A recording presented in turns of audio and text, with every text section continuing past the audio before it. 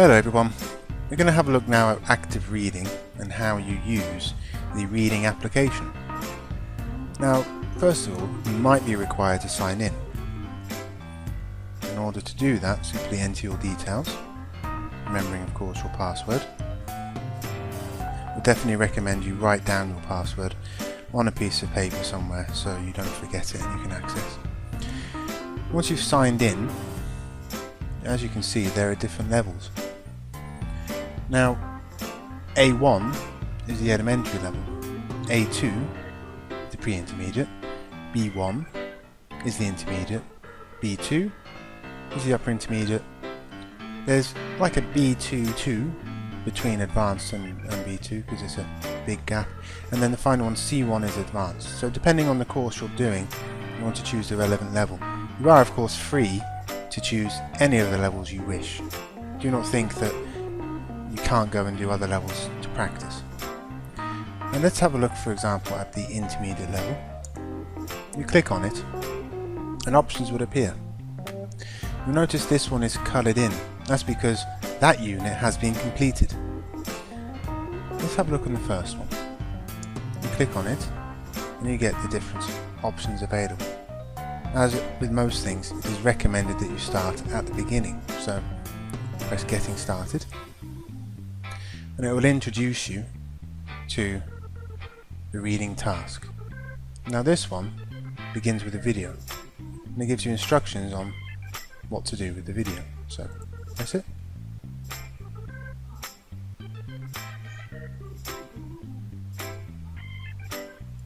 As you can see, it gives clear instructions in another video within the application itself. You can read with this video by pressing the button Read Here, and the tape script will appear.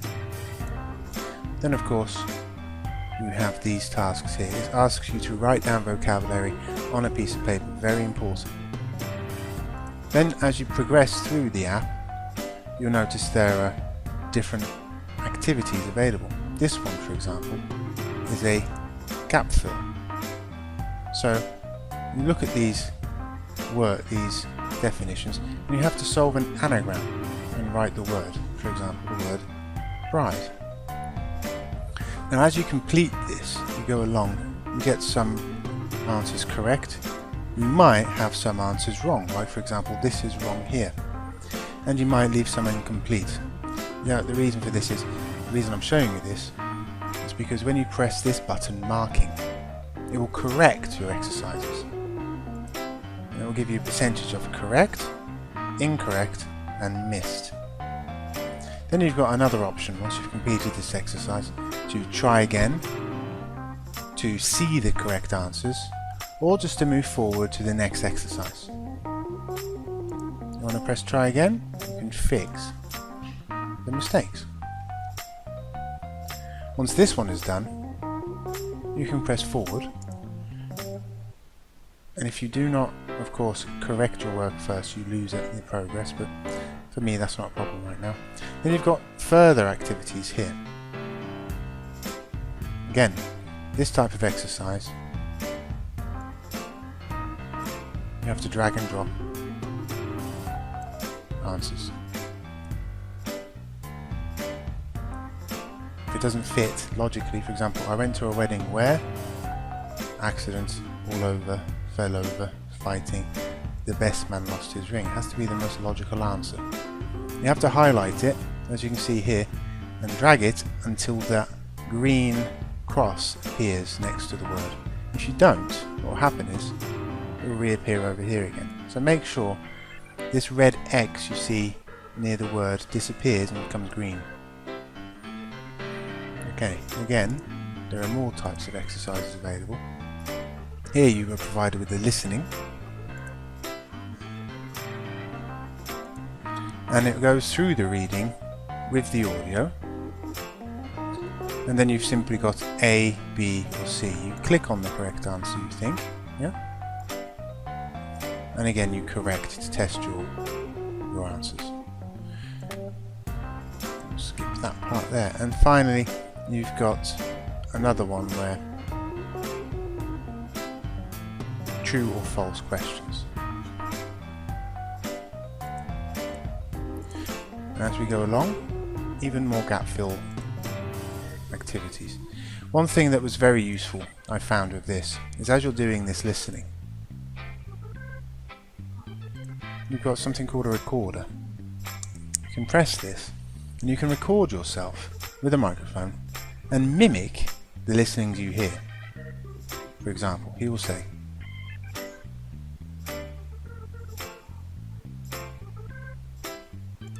I press this and it records my voice. So for example, I can say, in this unit, and I press stop, I play it,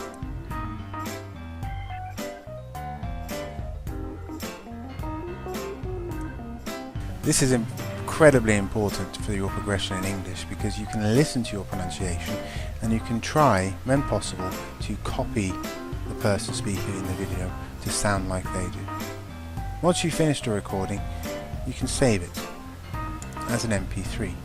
This is important because what will happen is you save it to your computer, say for example recording 1, and then your tutor, your course tutor, might ask you for some recordings from some part of the readings, depending on how well you're doing or if you're finding something difficult. Don't forget, you can record them at your own rate as well, and also send them to your tutor if you have any doubts or questions.